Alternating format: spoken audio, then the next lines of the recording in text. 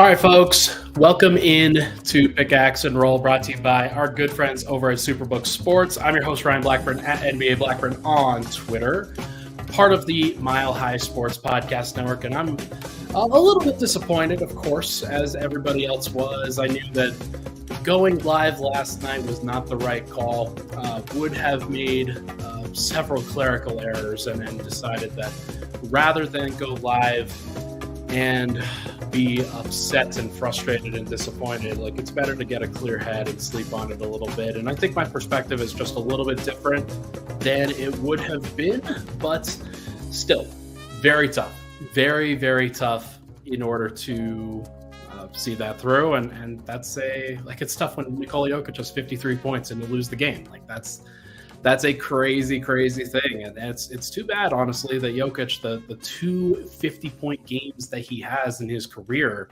they've lost both of them. The first one was against the Kings back in, I think, a couple of years ago, where he just dominated and was unbelievable. But kind of like in that game, Denver couldn't get any stops at all. And Denver just, they've struggled. They've struggled in these situations where you put the entire weight of the world on Jokic's shoulders, and they have just not enough. And it's frustrating. Of course, it's frustrating. And I can understand the calls for massive sweeping changes from everybody. I understand that. But look, Denver can recover from this, and it helps when you have the best player on the court. I thought personally that Jokic was the best player on the court last night. And so that's a somehow there, because Devin Booker was unbelievable. And Kevin Durant was Kevin Durant again. Like, those guys were fantastic in that game yesterday. And yet Jokic was somehow the best guy. He had a positive plus minus in the game. He was carrying the burden, shot 20 of 30 from the field. Like, this is an unbelievable stat line. The rebounding is what it is, and it didn't really hurt Denver. I thought that there were a couple opportunities in the first half where Jokic probably missed out on some boards. But, I mean, how can you complain about a 53-11 night? Like, 53 points, 11 assists. I put this stat out yesterday after the game that he joins Sleepy Floyd, Russell Westbrook, Damian Lillard, and Jerry West as the only players in NBA playoff history to put up 50 and 10. And it was a crazy, crazy game from him, and just put the team on his back consistently. And it's a tough place to be, where you have this kind of performance and you have this level that one of your players reached, and it just wasn't fully appreciated. Not appreciated, but it wasn't fully, like, taken advantage of by this Nuggets team. And they just, it's disappointing. Of course, I'm disappointed just like everybody else. And I would like to see more from Jamal Murray at some points. I'd like to see more from Michael Porter, especially more from Michael Porter, who I think he gets a pass from Nuggets fans for the style of play that the Nuggets have. But there's a reason why they play that style a lot of the time in the playoffs. It's because it works. It's because it's better. And I don't think that Porter has really amounted to much within this series, but there's just a lot. There's a lot to think about. But I found myself yesterday wanting to simply think about Jokic and wanting to simply think about the level that he has reached in a Nuggets uniform, and being able to rise to those occasions where Denver, they may not get the wins in those situations, but Jokic is just putting the team on his back in a lot of these, and has been fantastic. It's been really, really, really sweet to be able to watch. And I was on the show with Swipa yesterday, previewing Game 4, and I predicted that he would get 40. Did not predict that he would get 50. That would have been a cool prediction to have. But, I mean, 53 points, 11 assists, 20 of 30 from the field is completely insane. And it's just a tough thing. Stefan, you're right. He says, I told you they wasted Game 3 where they had a chance when the Suns were cold. Absolutely. I think that they needed to take advantage of that situation better. I think that Jamal didn't have a great game. I think that the bench had a horrible game in Game 3. And a lot of that stuff manifested once again in Game 4. So we will just see what happens for the rest of the series. But, like, I know Nuggets fans are feeling nervous. I know they're feeling a little bit upset about this. The series isn't over. And it's not like Jokic is suddenly going to go back to putting up 20, 10, and 10. Like, he's going to keep being dominant. They do not have an answer for him. And when they double, he's going to set up teammates and he's going to get 17 assists like he did in game 3. When they single cover, he has the capability to go get 50. And I'm glad that he showed that capability in this one, despite the fact that they lost, because it means that Denver has that they can fall back upon. They know that what they're going to get from Jokic. They're going to get an unbelievable performance every single night. It's about everybody else. And I think that has to start now with Jamal. Jamal's got to be better. And he was better yesterday. I want to point out that he was better. Like, there's no doubt about it. Didn't have the best first half. He was 6 of 15 in the first half, but he was 7 of 10 in the second half. Got off the ball a lot more and really kind of ceded control of the offense to Jokic in a lot of those moments. And Jokic did everything that he could. Look, Denver lost the game 129-124. Their offense was good enough. There's no doubt in my mind their offense was good enough. It's not the offensive end that I'm really worried about. And in the 42 minutes that Murray was on the court, even in the staggered minutes where Jokic wasn't out there, the Nuggets were a +5. They were -10 when he was off the court in the 6 minutes that he didn't play. In these last 2 games, I know that Murray hasn't been everybody's cup of tea. I know that he hasn't played his best brand of basketball, but the Nuggets as a team, I think, are -22 in the 10 minutes that Murray hasn't played. Like, that's not good enough. And there's a lot that we can get into on why that is. I'm going to share my thoughts in the third segment on what's happening in those minutes to see if Denver can rectify some things. But I do want to point out that Murray's efficiency has not been great, but he had 0 turnovers compared to 7 assists. He did have 28 points on 25 shots, and that's probably got to be better too. I think he's got to take more threes. I think he's got to make more threes. But in terms of the actual possessions that he's using up, like, he and Jokic, I think, have been great in terms of the dance that they've had. Now, I don't think Denver's offense is at its very tip-top best when Jokic is taking 30 shots and Murray's taking 25. I do think that that's got to even out just a little bit. But a lot of that comes from, like, the other guys have to play better too. Like, there's been a lot of clamoring for Michael Porter to get more involved in the offense. Well, it hasn't exactly gone well, like, especially in this series. And we can talk about that now. Porter, in his 41 minutes, had 11 points. He attempted 13 shots, was 2 of 9 from 3, missed some open ones for sure. And that's definitely got to help. Like, it's hurting Denver in a lot of these moments. And some of the decisions that he makes, like driving into nowhere, those are not good. Now, can Denver involve him a little bit better? Sure. Can they rely on his shot making a little bit more? Sure. I think that they've got to make some changes in game 5 to make the offense a little bit more evenly distributed. I do think that that's true. But when the wide open threes are not going down, and he had a lot of them in this last game, like, that's got to be a thing. And there were a lot of people talking about Murray's rotations and on the defensive end. There's a lot of people talking about Denver's overall defense. Porter's a part of that too. He is not absent from the rotation discussion. And he made some bad ones. He made some bad decisions in the game last night. He made some slow rotations in the game last night. And it's part of the reason why Denver's in this position at all, is they have to get into rotation and they have to double because nobody can really guard anybody on the other team. And that includes him. He has, like, ever since game 1, basically, he has not been great. We don't need to play the blame game on this. I know that a lot of people want to play the blame game. There's a lot of people that say Jokic is God, and he played like God last night. But Murray's got to be better. Porter's got to be better. The bench has got to be better. Gordon's got to be better. Everybody's got to be better. Like, there's plenty of opportunities to rise above in these situations, and Denver just did not show up as a team on the road in this particular series. They did a pretty good job in Minnesota when I was there. Like, maybe we should maybe that's a sign. Maybe we got to get me out there so we've got so we can actually, not we, so that the Nuggets can actually get a win. But I do think that Denver's got a lot to think about here. I think at the non-Murray minutes, I'll talk about that a little bit more when I talk about the bench, or the non-Jokic minutes, excuse me. Murray has over-dribbled. Porter hasn't had a lot of opportunities to impact the game as a creative scorer, but I don't know if he's earned that. Like, I think Denver has to trust him, and they've got to let him fail in some of those situations and with the opportunity to succeed. But I do think that because of the manner that the offense has gone to, where it's been so Jokic and Murray centric, Porter has struggled to fit in, but he also hasn't taken advantage of the situations when he's been presented them. So it's not like Denver doesn't call any plays for him at all. They call a lot of ATOs for Porter. They call a lot of when they need a three. Sorry, I'm stuttering my words.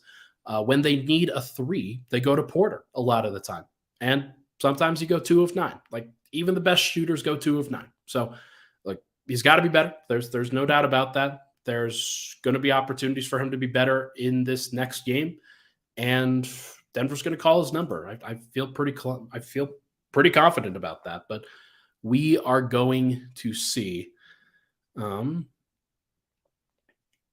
We are going to see. Aaron Gordon, a little bit better offensively this time around, but the defense, not necessarily great. 11 points, 6 rebounds, 3 assists in this one, had 1 steal, but he got into foul trouble on multiple occasions throughout this game, but most importantly in that first quarter. Refs calling it tight for KD. There's no doubt about that. And Jokic did finish with the same number of free throws, though. So it's not like I can sit here and say, oh, yeah, it was completely unbiased refereeing. I was a little bit concerned when I saw Tony Brothers refereeing, but I didn't think that there were any major problems with it. But yeah, here's the thing. Kevin Durant has figured out Aaron Gordon. He's figured out that matchup. Anytime he gets switched on to other people, there's figuring that out as well. And the most important thing that the Nuggets have done over the course of these last 2 games is when they're starting this doubling, Aaron Gordon will come off of KD at times and then have to rotate back onto him. And Durant's in an advantageous situation in those moments where he has Aaron Gordon kind of on his heels a little bit. He has Aaron Gordon off balance a little bit, not necessarily in the best defensive position, but he still makes it work anyway. Gordon's been the best KD defender in this series. Denver doesn't really have any other answers unless they want to see what Peyton Watson, the rookie, can do. That's a scary proposition for me. I would not. We'll talk about the rotation solves in the third segment as well, but I do think that Denver, they've got to figure, nothing is working on that front. Nothing's working. But what I will say is, we've talked about this a little bit. Phoenix's plus minus in the starting lineup last night: 0, -8, -13, -1, and -1. The bench plus minuses: 0 for a guy that played 0 minutes, +8, +16, +15, +9. It's pretty clear where the game was lost and won. Pretty clear that the staggered minutes, the staggered rotations were the major issue. And I'll actually share some numbers on that in just a little bit here, but hard to go too in depth on AG, Jokic, Murray, Porter. They're going to be out there for those staggered minutes, so they're not completely exempt. But I do think Denver, Aaron Gordon was a +7. He led the team in plus minus. Even if I have some qualms on how he did, still was productive, and the team was still good while he was out there. So in the 12 minutes that Aaron Gordon did not play, the Nuggets were -12. And then finally, KCP. A better game than he had previously, but still struggling to stop Devin Booker. Booker has been unbelievable in these 2 games. I think he's missed a combined 9 shots, and he's taken, 43? He's 34 of 43 in these last 2 games. And a lot of that is on the direct matchup with KCP. There's nothing that KCP could do in these situations because he's a solid defender. He's not an elite defender. He's not an all-defense guy. He's not somebody that's more disruptive, that's more physical, that's athletic enough that he can really take away some things from Booker. But fact is that Denver's had to double. They cannot let KCP out on an island like this. And though KCP made 5 shots yesterday, 10 points, 5 of 7, was 0 of 2 from 3, was a -4. He was the only guy in a minus in the starting lineup. And I just don't think that he, like, in this series where he is being asked to guard Devin Booker, he has not done a good enough job of guarding Devin Booker. And that's what it is. Denver's got to find another matchup there. They've got to find something that's a little bit more advantageous for them.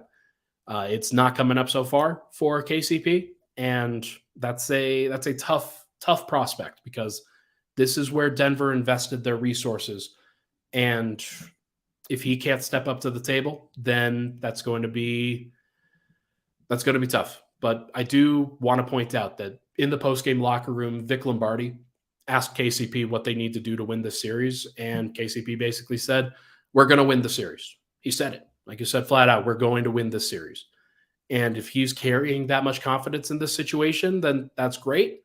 That's great. Denver needs to win Game 5, because if they lose Game 5, the series is probably done.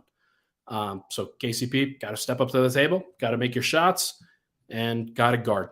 Just got to be better there. So we will see what happens. But for now, let's take a break. When we come back, we are going to discuss the bench lineup and some factors that went into that group. But first, everybody, this podcast, as you know, it's brought to you by our good friends over at Superbook. Baseball is back, and the push for postseason is on for hockey and for hoops. Make it all count this spring with Superbook. They are the best wagering app around, with a direct line to experienced bookmakers behind the counters in Las Vegas. Plus, get a $250 bonus when you sign up, deposit, and wager in the same day. Don't let spring pass you by without winning money with Superbook Sports. Visit superbook.com for terms and conditions. Gambling problem, call 1-800-522-4700. We'll be right back on Pickaxe and Roll.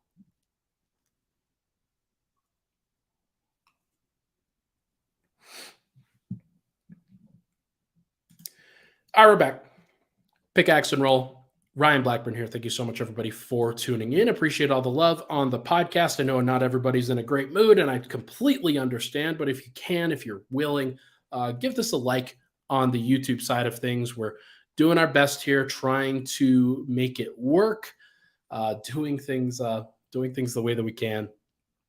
Yeah, it's tough. It's just a tough place to be, and I understand why Nuggets fans are as frustrated as they are. Like, it's a frustrating time when Jokic has 53 points and the Suns tie up the series at 2-2.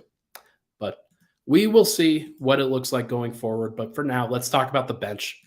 These are some of the lineups that I think we should be referencing. I threw in the plus minuses here just so people understand fully, like, what happened in the first half, what happened in the second half. Jamal Murray, KCP, Christian Brown, Jeff Green, Aaron Gordon has only played 4 minutes. It was a -4 in the 4 minutes, but I want to make sure to point out to people that the games are long. It's not like saying, hey, this is the reason why the bench lineup struggled. There were moments where Jamal Murray in the first half and the second half had some buckets in isolation situations. Now, could they have had more? Could they have played better? Probably. Did they need to play better defense during the stretch? Sure. There's no doubt about that. But this is what actually happened. They were -4 in their 4 minutes with Jamal, KCP, Bruce Brown, Jeff Green, and Aaron Gordon on the court. And they have been taking advantage of some of these Phoenix lineups. Let me see if I can pull up the Phoenix lineups, actually. That's probably something I should have done in the first or before this podcast, but we are just going to try to route this as quickly as possible. But while trying to figure this out, Bruce Brown was staggered in that second quarter. He did not play with that group during that stretch. Let me just see what's working for the Suns here real quick. Yeah, but yeah, it was Christian Brown in a lot of that. The lineups that are most beneficial for the Suns in these last 2 games: Kevin Durant, TJ Warren, Cam Payne, Landry Shamet, Jock Landale. That staggered lineup where Booker is off the floor. So they have Cam Payne staggering there. They have Landry Shamet out there at the 2. He's guarding Murray in a lot of these situations and doing a pretty good job. You have Durant and Warren, and then Jock Landale. Landale's been pretty good. Landale's been very helpful for them. And it's tough because Denver, in these situations, a lot of times they've been trying to have Jeff Green guard Durant.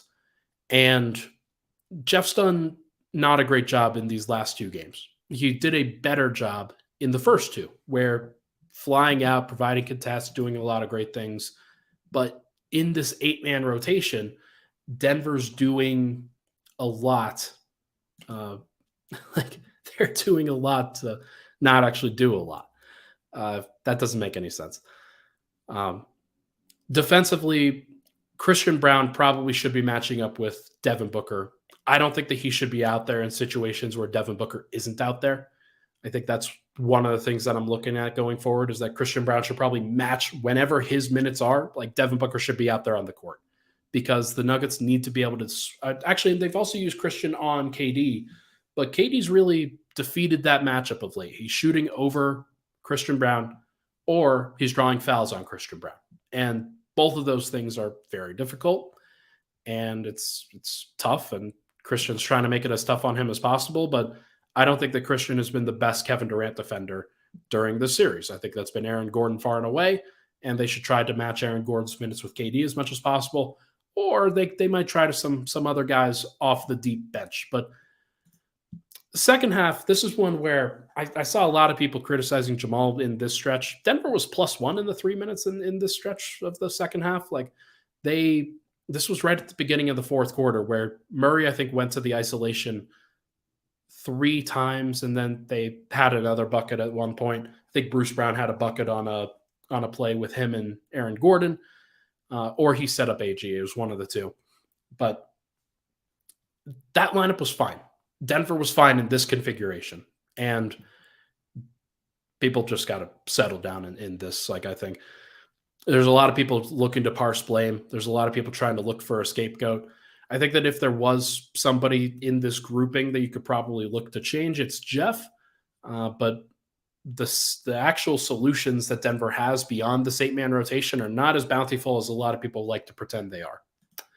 But here's what we should really focus on. Bruce Brown, only 2 shots in his 20 minutes. I was kind of surprised by that. It was -11, more circumstantial than anything, but I thought he played the best defense of anybody in that particular grouping. It was better than KCP. It was better than Jamal for sure. It was better than Michael Porter for sure. Bruce, I think, is a guy that they're going to want to have out there if they possibly can, but some of the lineups that he's out there with Jeff have not been very good.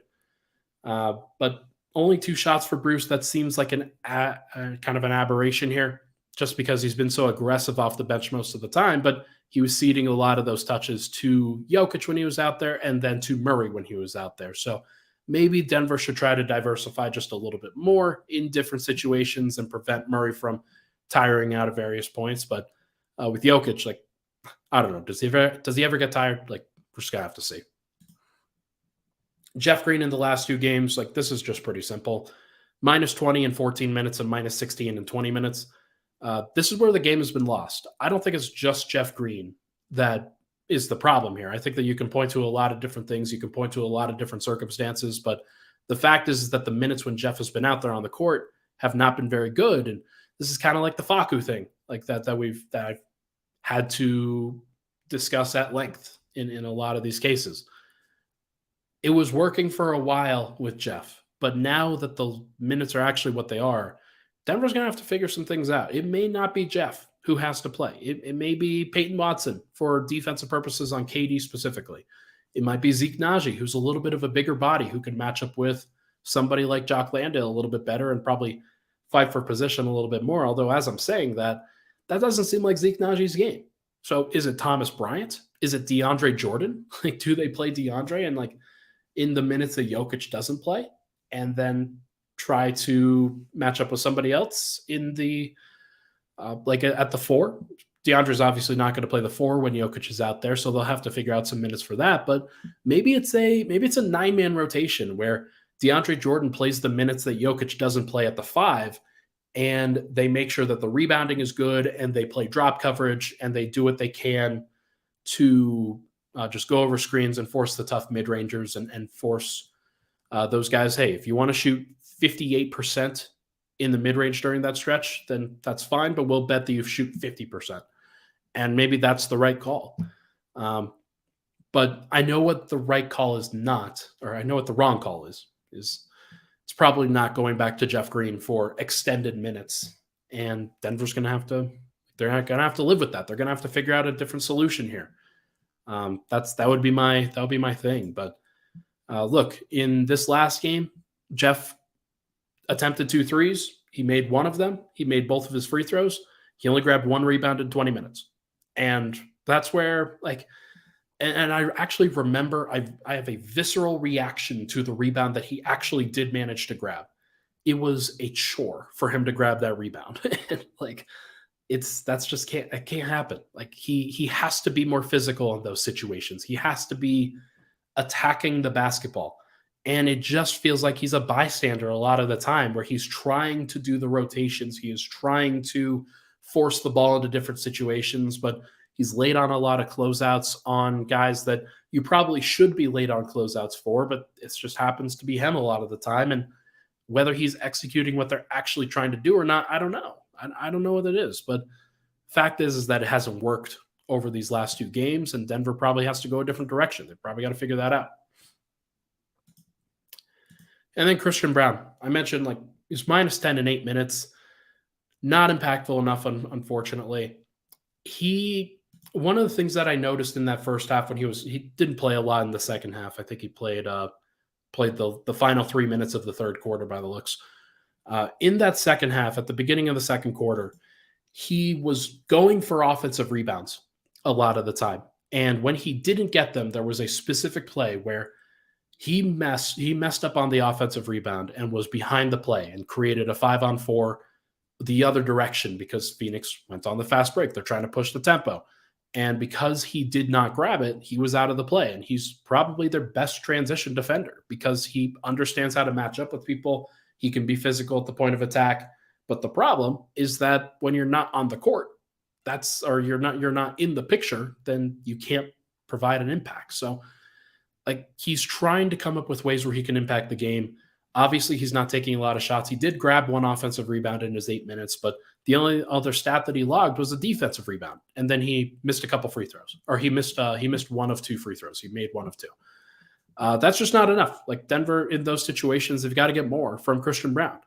And I can't just sit here and say that Christian's the problem, or I can't just sit here and say that Jeff is the problem. I think that the entire formula is a little bit wonky. Denver's trying to figure out how to make that bench work, and they had made it work, but the reason why it was good was because of the defense for the first 7 games of their playoffs. And then these last 2 have been incredibly disappointing from the bench because they have not been able to get any stops whatsoever. Now, is that on Christian Braun entirely? No. It's a 5-on-5 game. But if he's not making enough of an impact on the defensive end, he's certainly not making enough of an impact on the offensive end, and he's actually kind of putting Denver at a disadvantage when he goes and crashes the glass like that. So that, to me, is a really frustrating part of it. I don't know what the solve is. I don't know what the solve is for this bench. I think that they have a lot of questions to answer. I think that part of it is the Murray aspect of it, where you probably need to be more dynamic with the basketball, and you probably need to create more for other people, because right now Murray's only creating for himself in a lot of those situations, not really looking to pass in a lot of those situations. And I can understand why in a lot of these different contexts. Like, think about the common lineup that he's playing with off the bench right now. Bruce Brown, Christian Braun, Jeff Green, Aaron Gordon. Which of those guys are going to spray the ball out to at the 3-point line and feel like, yeah, that's a good shot? Like, which of them? I'm very curious as to what people think in that situation, because I don't see another guy out there that I really trust to make a 3. Jeff has made a couple in these last 2, and maybe that's the reason why you can keep him out there. Maybe he could make some 3s, but if your entire game plan with the bench is predicated on, hey, we're going to make sure that Jeff Green puts up 4 or 5 threes, he's got to make at least 2 of them, then I don't know, is that good enough? No, it's probably not. So these bench lineups have to be better. And I don't know what the situation, I don't know what the solve is. I think I've got a good answer in the third segment, but we are just going to have to see whether Michael Malone even changes it at all. Like, he may not. And he might be right. Like, maybe Denver just plays better at home and then they win a 7-game series because they won all their home games. Maybe that's just what happens. But I don't know. It's going to be very fascinating to see what this evolves into. But for now, let's take a break. When we come back, we are going to discuss what is now a best of 3 series. And also, I'm going to share some data on the lineups that have worked and have not worked. But we will see.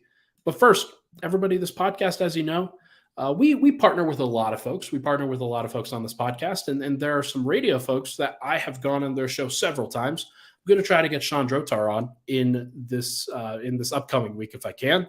But in case you haven't already heard, Colorado sports legend Sandy Clough is back on Denver airwaves right here at Mile High Sports. Make sure to catch Sandy Clough along with Sean Drotar weekdays from 2 to 4 p.m. on Mile High Sports Radio. Listen live on the MHS mobile app, 98.1 FM, 107.5 HD3, and stream the video version of the show on MHS.com, as well as on the company Twitter. Plus, each show from Sandy and Sean is available in an on-demand fashion in podcast form. Just make sure to search Sandy and Sean wherever you get your podcasts. We will be right back here on Pickaxe and Roll.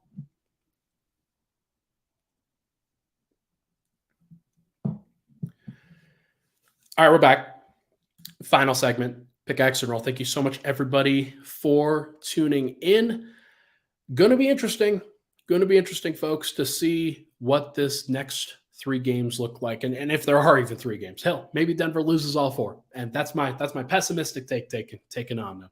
We can go back to this podcast, be like, remember when Ryan predicted that they'd lose the next 2 games and then they won the next 2? That'd be pretty cool. That's what I'm hoping for, at least. So. Let's talk about now, got a best of 3. This is where the pressure really mounts. Denver has not faced a lot of adversity so far in these playoffs, and now they are at the point where they are officially in adversity land. You lose 2 straight games in any playoff series, and it is stressful as shit. That's like everybody's feeling it. You know that Michael Malone's feeling it. You know that Nikola Jokić is feeling it. You know that Jamal Murray's feeling it. You know that Jamal, he's probably thinking, okay, I played okay in these last 2 games. I need to play better.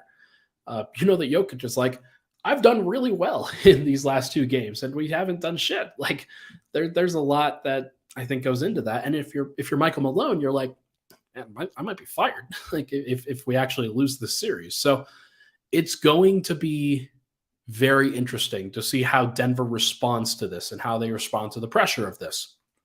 Whether it's tightening up, trying to play guys less minutes off the bench, and instead play the starters even more minutes. Like Denver played Jokic 39 minutes in this last game. Do they play him 45? Do they play Murray 48 minutes? Do they play these guys more minutes, or do they try to come up with different solves off the bench? That's a great question that I wish I knew the answer to. Michael Malone is going to do media availability at 1:00, which I will be at right after this pod. So we will see. I'll probably try to ask him about Murray most likely, but we are going to see what he actually says on the bench minutes, because I'm sure he will be asked that too. Here are some lineups that worked in games 3 and 4. I went back and I looked through the data. I wanted to separate out games 1 and 2 because those are their own games. Those are their own categories of games. And Denver had some success with those groups. There's no doubt about that. But what's actually happened in games 3 and 4? You might be surprised that the starters are plus 25 in the 45 minutes that they've played together. Only 45 minutes, obviously 96 minutes across 2 games. So Denver's had 51 other minutes that they've played in these last 2 games, and they are minus 37 in those other 51 minutes. That's a big, big deal for any of the staggered lineups. That can't happen. Like, Denver's got to cut that down at least to size a little bit. But everybody should know that in these 2 games, like, despite the fact that things have felt like they're really bad, the plan for games 3 and 4 with the starters has actually been okay. Like, it's actually worked. And Denver's plus 25 with those groupings out there. They've outplayed the minutes where guys like Josh Okogie and DeAndre Ayton are on the floor. The problem is when guys like TJ Warren and Jock Landale and Landry Shamet have been on the floor. I forgot to mention Landry Shamet.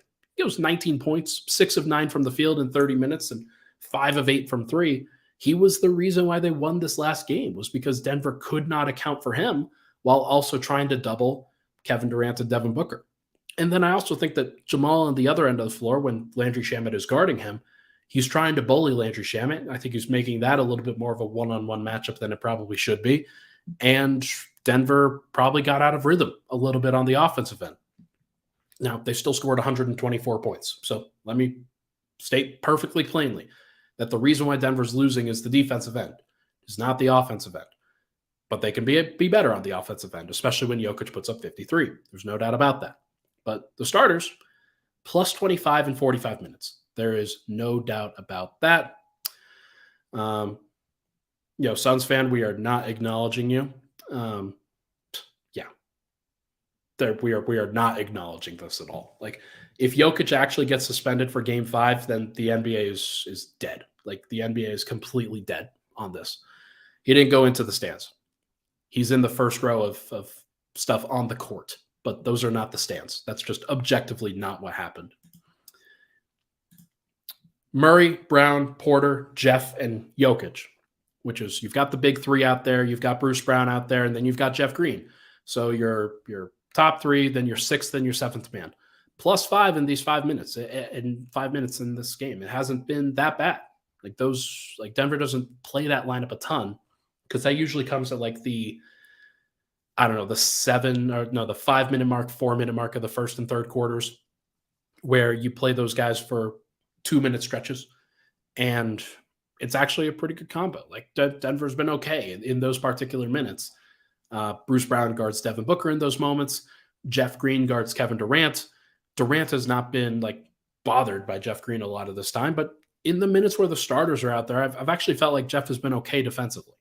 It's when the bench is out there and Jeff has to do a lot of rebounding or boxing out and fighting on the interior that his defense, I think, actually struggles. But in the initial moments, we are going to see. We are going to see whether this can actually continue or not. But right now, it's been okay. Though that's a lineup where Jeff Green has actually been okay. And then now you can go to the lineups in Game 3 and Game 4 that didn't actually work, which is basically everything else. 19 lineups were played in Games 3 and 4. 7 of those were positive, 12 were negative. The one major positive lineup was the starting group. None of the other lineups were more than plus 5. I think it was a range from plus 1 to plus 5 for the other 6 lineups. But most of the other 12 lineups, it's a mix of everything. It's not like there's one particular group that's killing Denver. There's a group that's minus 10. It doesn't involve Jamal Murray, by the way. There's a group that it actually involves, I think it involves Jeff. I think it was a Bruce, KCP, MPJ, Jeff Green, Nikola Jokić lineup, which was minus 12 or minus 10. And there's another group that's minus 8, another group that's minus 7, but nothing more than that. So you can't just point to one specific thing and say, oh yeah, that's the reason why they're losing. I don't think it's that. I think it's a combination of a lot of different things. But here's one that I want to make sure that everybody knows. Non-Murray lineups, minus 22 in 13 minutes. Nuggets are shooting 6 of 20 in those lineups, and Denver's got to be better offensively when Murray's not out there on the court. And that's mostly when Jokic is out there. Jokic has to be creating some better looks. Bruce Brown has to be doing a better job when he is the ball handler in those situations. It feels like the team, the Suns, are actually adjusting to that reasonably well, and they have not been punished in those situations. Michael Porter Jr., when he's out there in those lineups, Denver's got to create for him a little bit. When all that fails, go to Jokic and go to him in the post, or go to him at the free throw line and do what you can to create those kinds of looks. Because right now it feels like they're trying to involve too many people in those particular groups, and that doesn't make a lot of sense to me. What adjustments can the Nuggets make? What can they actually do in these situations? There's not a lot from a defensive perspective. Devin Booker is playing at best player of all time levels right now. Like he's playing Michael Jordan style basketball, and that's scary as shit. That's a really tough prospect. And then you can go over to the other side of the court, and Kevin Durant is there to either splash threes on the kick out or to drive into the mid range and shoot over top of a great contest, or he's getting to the free throw line, or he's setting up people for passes and has been very, very good in those situations. So I'm not sure there's a lot that Denver can do on the defensive end. They have their group. Like their group is what it is. One thing that they might be able to do with that bench is instead of the Murray stagger, I wouldn't mind them trying out something different. I wouldn't mind them, the lineup that they play around Jokic, where it's Bruce Brown, Christian Brown, KCP, Aaron Gordon, Nikola Jokic. It's their defensive group. They're all of their perimeter defense wings around Jokic, and he makes it work offensively.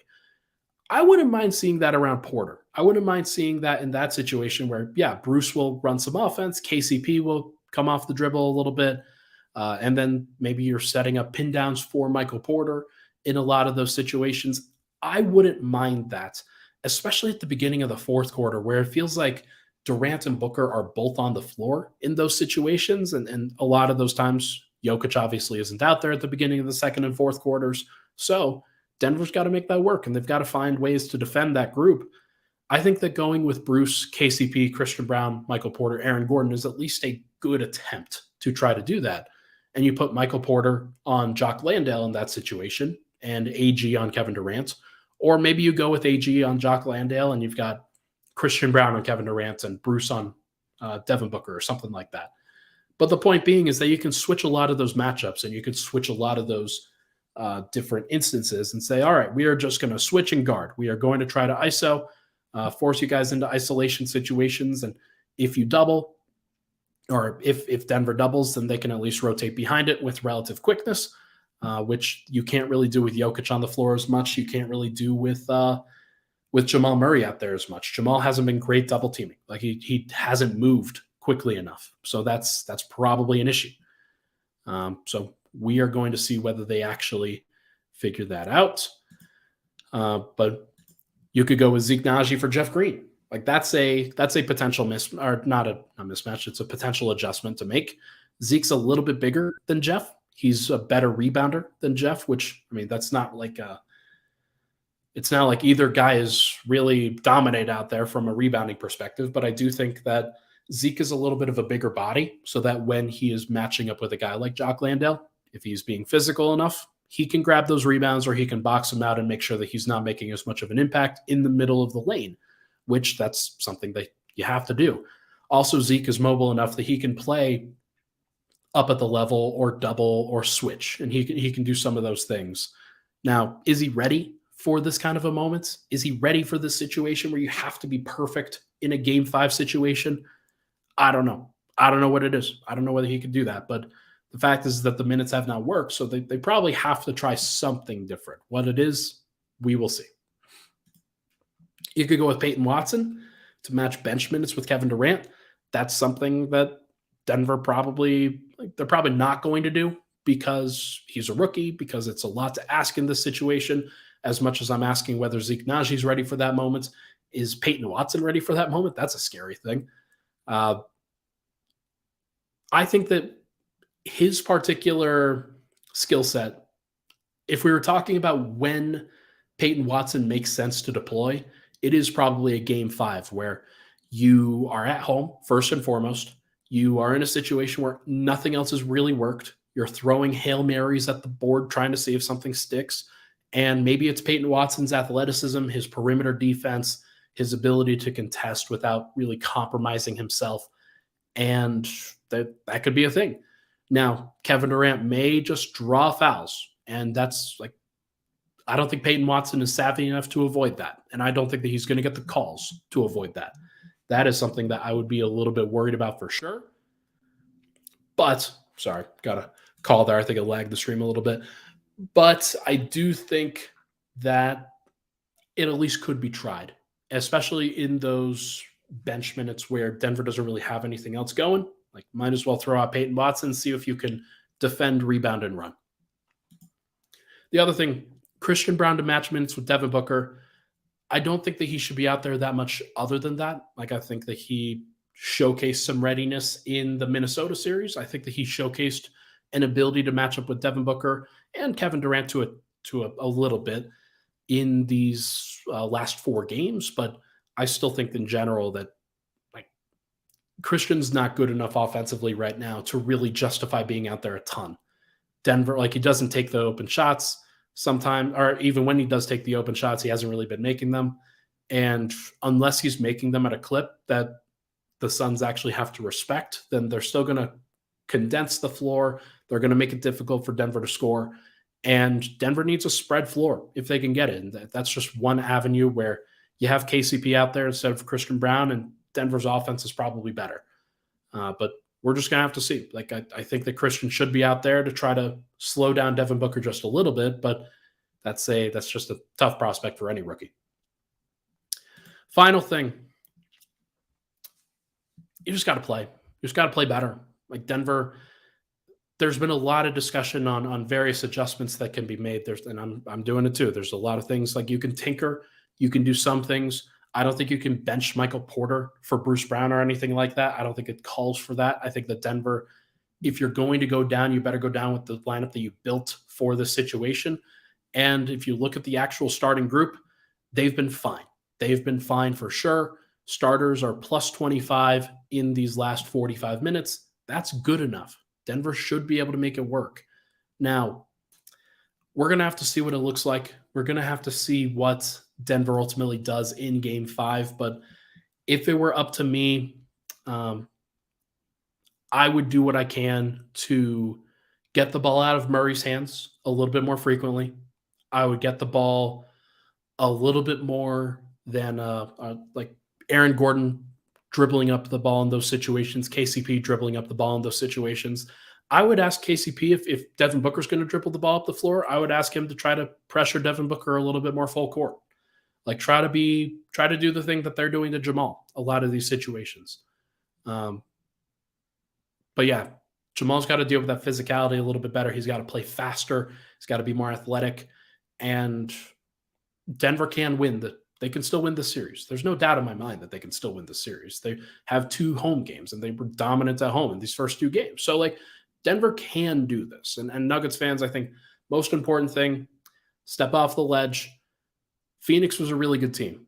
And if you told me at the beginning of the series, before anything actually happened, if you told me at the beginning that Denver would be tied 2-2 going back for Game 5, I'd be like, yeah, that tracks. That sounds about right. That sounds like what it should have been prior to the series. Nuggets fans are a little bit upset and a little bit frustrated and a little bit nervous now because of the manner that it happened. And I can understand why. When you go up 2-0 in the dominant fashion that you do, and then Phoenix solves what you're doing in games 3 and 4, and they actually bounce back in that regard, now it's up to Denver. Now it's the pressure is on Denver to respond in those situations, to come up with different counters, to play better, and to make that work. Whether it actually happens or not, I don't know. Whether Denver can actually handle that pressure, I don't know. What I do know is that the Nuggets are like, this is what they're supposed to be built for. This is what the playoffs are all about. When you get tied up in these situations and you need somebody to step up, you know that Jokic is going to do that. Murray's got to be better. Porter's got to be better. KCP's got to step up to the plate. Aaron Gordon's got to step up to the plate. And then if anybody off the bench can give something, that would be helpful too. That's the big thing in with regard to what's actually happened in games 3 and 4. Denver's bench has not showed up.